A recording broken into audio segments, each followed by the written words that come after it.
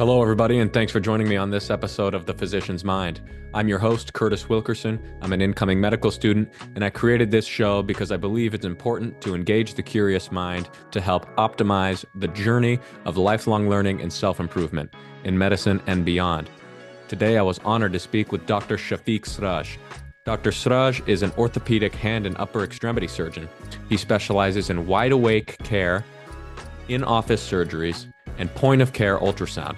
We had a very interesting discussion. We talked about where he's from. We talked about what it takes to succeed in medical school, how to match into a competitive residency, and why it's important to do things outside of medicine to maintain a sense of balance and to have some things to talk about. Without further ado, thank you so much for checking out this episode, and I hope you enjoy. So, Dr. Sraj, thank you so much for joining me today. You have a very impressive background. How are you doing? Hi, how are you doing? Thank you for having me with you today. Of course. Thank you. So let's just begin by having you tell us a little bit about who you are. Thank you. So my name is Shafic Sraj. I'm a hand and upper extremity orthopedic surgeon. I did my training back in Lebanon at the American University of Beirut. I did my orthopedic training over there as well. And then I came to the US where I did my subspecialty training in hand and upper extremity as well as sports medicine. And I've been practicing since 2010. Fantastic. So I really want to dive into your experiences as a medical student and resident in Lebanon. But before we get there, let's ask you, at what point did you kind of gain an interest in a medical career? At what point kind of did you decide this was going to be for you? Yeah, well, my experience probably similar in a lot of other places, maybe not necessarily in the US, where some people are born into it. You have that expectations and you either make it or you don't. So medicine was quote unquote always for me, and I proved that I was able to do it. So it wasn't really a personal choice, it was an expectation. What was really a personal choice is to go into orthopedics and more so to go into hand surgery. Fantastic. Okay. So when you started medical school, it's the same curriculum presumably as it is in the US? You have your 2 years of preclinical and 2 years of clinical, or is it a different setup? It's pretty much an American system, which is equivalent across everywhere. Okay. So, Fantastic. So when you went in, did you know you wanted to do orthopedics from the get-go, or is that something you learned later no on? idea. I had absolutely no idea. I didn't know what I wanted to do until I did my surgical rotations. And at that time, I knew I was going to be a surgeon, not a medical or a non-clinician. Gotcha. Okay. And I think that's very common for medical students who are kind of going in, not to know exactly what they want to do, and they find out through their rotations. And So one medicine is question, a very, very wild field. And, you truly don't know. And even if you know, you truly don't know. right. Well said. So one question I always want to ask my guests, throughout your experience in medical school, what was some of the most challenging aspects for you, and how did you overcome those challenges? Honestly, back then, and I think still valid right now, it's the amount of information that you have to absorb and process in a very short period of time. And some people have the skills to do that, some people don't. But at the end of the day, you become the doctor that you want to be. Gotcha. Right, right. And now, so you did your medical schooling and residency in Lebanon. So could you share with us a little bit of your experience in residency, some of the rigors of that curriculum and what that was like for you? Correct. So my residency was a smaller residency. We were just one resident per year. We started, it's a little bit different from the US where we had two kind of general surgery training, 2 years of general surgery followed by 4 years of orthopedics. Whereas in the US, at least where I am right now, it's 1 year of internship and 4 years of orthopedics. So I had more time in my residency than most in the US. But pretty much by the end of the training, the experience is very, very similar. Gotcha. And at what point did you decide you wanted to move to the US to practice? Well, when you get to the later years of your orthopedic training, that's when you have to choose to do fellowship training. And obviously, the better places to do a fellowship training, especially for somebody who has trained in the American system or the American style, is to come to the US. So it's pretty much an expectation. Some people go other places, some people go to Canada or to the UK, but most of my generation come to the US. Okay, great. And so fast forward to where we are right now, you are at West Virginia University in an academic practice, and you're an associate professor of orthopedics. That is true. So I want to ask you, of course, you're interacting with students quite frequently, I assume, as a Yeah, professor, right? So, what do you think makes up a successful student in orthopedics in particular and in general? What do you think are some of the traits of a student who does well in your experience? perseverance, having a goal, being goal oriented, and basically go for it. It's not easy. You don't always get your first choice, but if you're persistent and you have the personal skills and you build the knowledge and the connections, and you know, you got to have what it takes or make it happen. You have to gain what it takes. Right, and it's sort of a understanding that you're in the pursuit of excellence. That is very true. Okay. And your specialization of orthopedics is hand and upper extremity surgery. Correct. So what made you decide that that was what you wanted to specialize in? Was there anything in particular about that before we dive more into it? Yeah. So it all started really with a sense of need. I felt that we did not have that much expertise where I came from. And when I started looking at it, I was really fascinated. The anatomy of the hand, the function of the hand, the delicacy of what you need to do, what needs to happen later on. It was just very, very fascinating and exciting to me. And that's probably the best decision I've made in my professional career. So what are your more bread and butter cases, kind of the things you see day to day? And then what are maybe some cases that are more unique to you? Yeah, well, for a hand surgeon, really the most common thing that you see is what we call carpal tunnel syndrome, which is basically a pinched nerve in the wrist. That's very, very common and very easy to take care of. So it's a very, very impactful kind of situation where you help people a lot very frequently and relatively easy. Another one is what we call a trigger finger, where the tendons don't glide the way they should. Sometimes they get stuck and you take care of that. That's an easy fix. That's a low-hanging fruit, and it's very common. So you make a lot of impact. Uh, Things can get very, very complicated and very interesting when the field of hand surgery is extremely wide beyond what you can imagine until you actually get into it and realize that it's really wide. Okay. And I assume that wide awake surgery is a surgical procedure while the patient is awake. Am I correct in that assumption? That is correct. And it's really the very major revelation and a very huge push these days to switch from putting somebody to sleep under general anesthetic or under sedation in the operating room to suddenly doing this with the patient being actually part of the team. And that has been a huge shift in the way we practice hand surgery. And a lot of other specialties or orthopedic specialties and other specialties are also following in that regard. And that's going to be a trend moving forward. It's going to keep growing and expanding with other indications or people who actually offer it. And the one thing that came from that is switching from hospital-based surgery into office-based surgery, which is really my field of expertise now. It become like that. I was never trained on that. This is something that I learned and developed on my own. And I see that happening everywhere as well. It's a very, very growing field.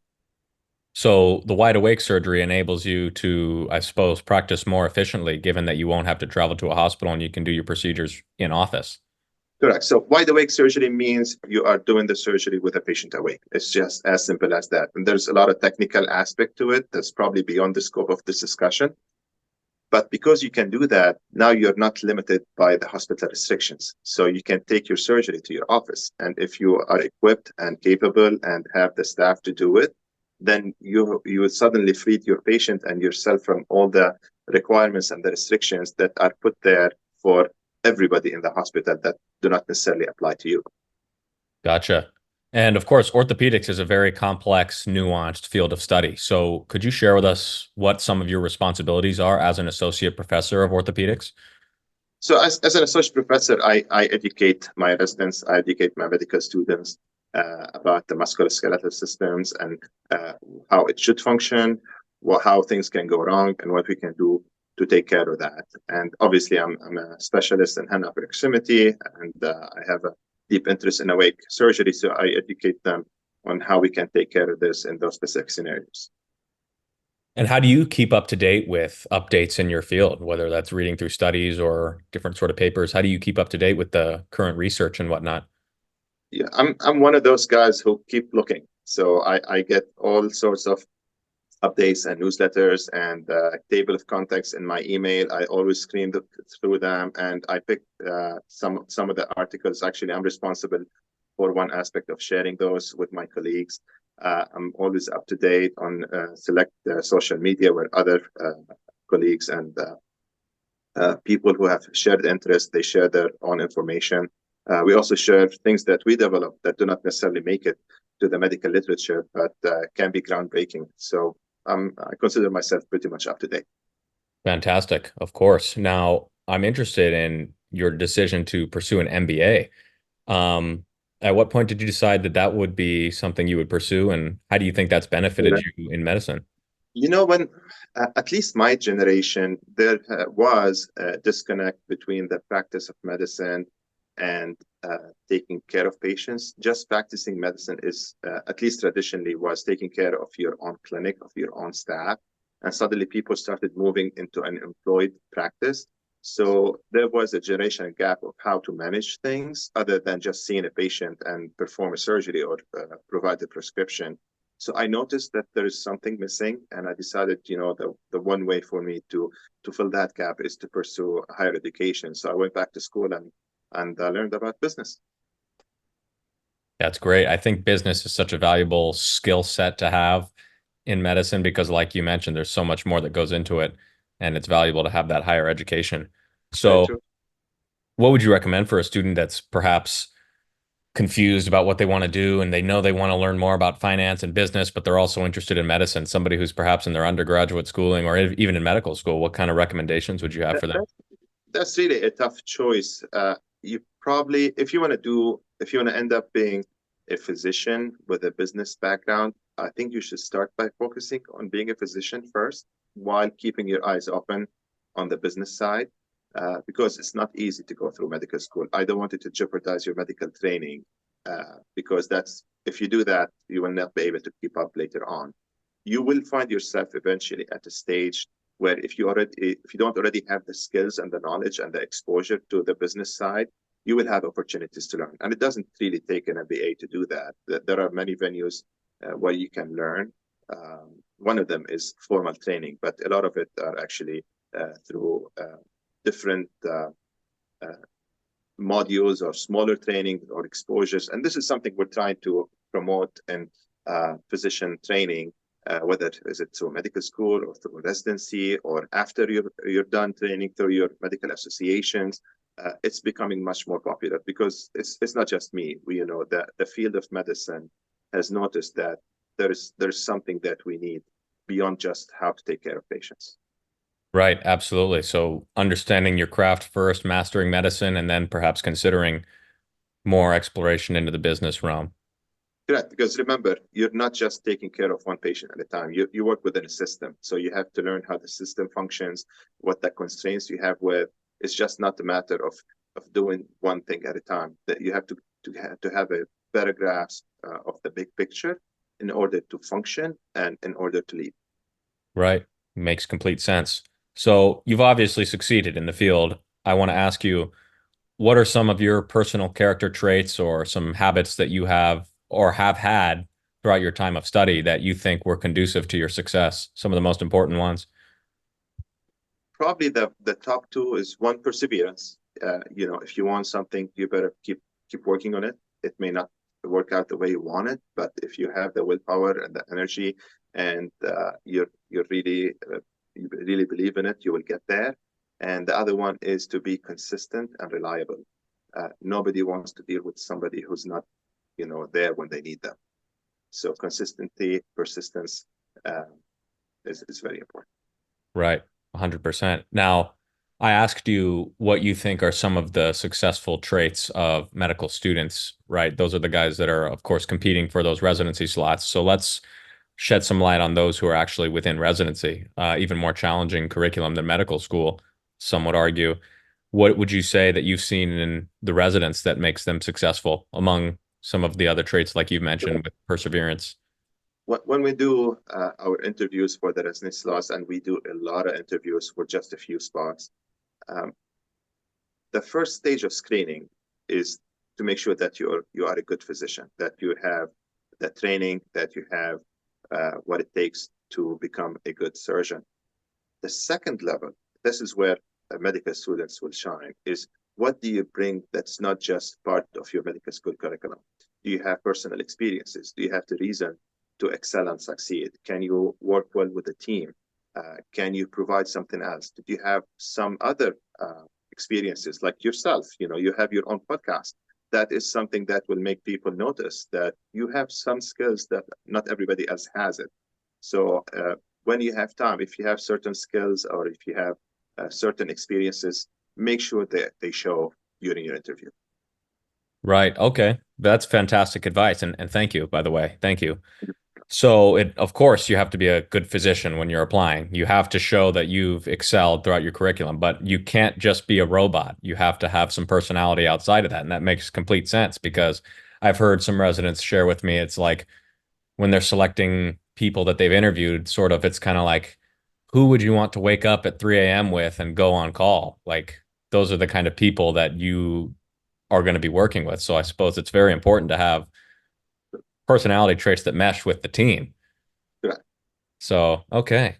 Now, do you think that the merging of residencies between osteopathic and allopathic physicians has had any sort of noteworthy impact that you've noticed that it's sort of changed things in any particular way? So I don't have a lot of experience or knowledge in that, but I can tell you, being an outsider who came from a different country where there is no osteopathic medicine over there, when I first came here, I couldn't tell the difference. And working with residents and colleagues who are osteopathic physicians, I cannot tell a difference. So I don't know if there's an impact from somebody who was trained here, but from my perspective, there's no difference. That's good. That's good because personally, as an incoming osteopathic medical student, I've of course heard some of the jargon that there's some bias against osteopathic physicians, but I think I lean more towards the opinion of, like you said, I think it's highly dependent on the individual, how they've performed, and really what they bring to the table, regardless whether or not they have their DO degree or MD. I think it's like you mentioned, it's if you're skilled and you're personable, I think that's probably what leads to success. And remember, you go through stages and through hurdles. So once you cross it, what happens before that doesn't matter. Just think forward. So you're a DO or an MD, you're in residency, doesn't matter. You're a resident. I don't care what your degree is, as long as you're going through successful, fulfilling your duty, learning what you need to learn. After that, doesn't matter. Right. Yeah. Very well said. It's really like, okay, what are we here to do? We're here to operate. We're here to care for our patients. Nothing much matters beyond that, right? We're working on what's conducive to that goal. So that's fantastic.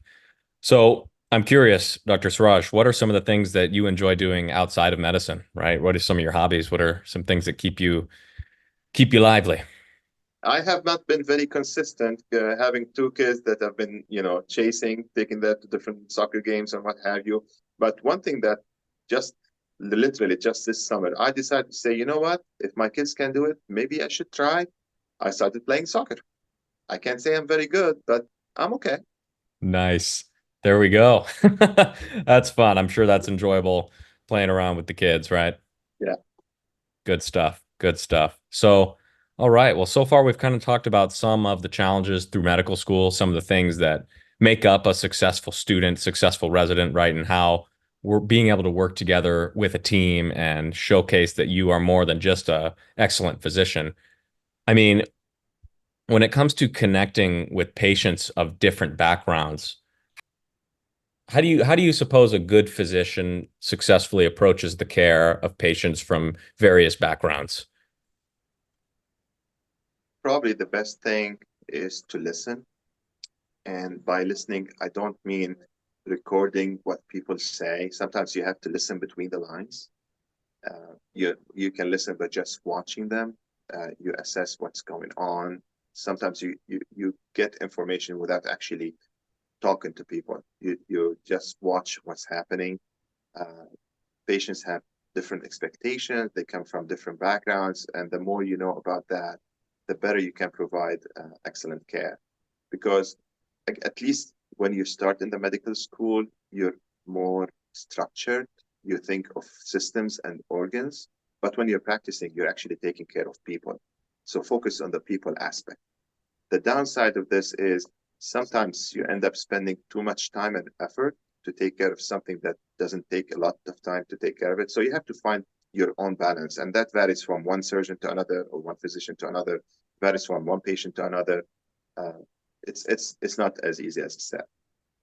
Of course, but I suppose it's valuable to at least put in the effort to listen because I'm a firm believer in the idea that just simply by listening, you could solve a lot of people's problems because it seems as though, so like occasionally you may be the only person that actually listens to this individual, right? So listening, definitely a very valuable.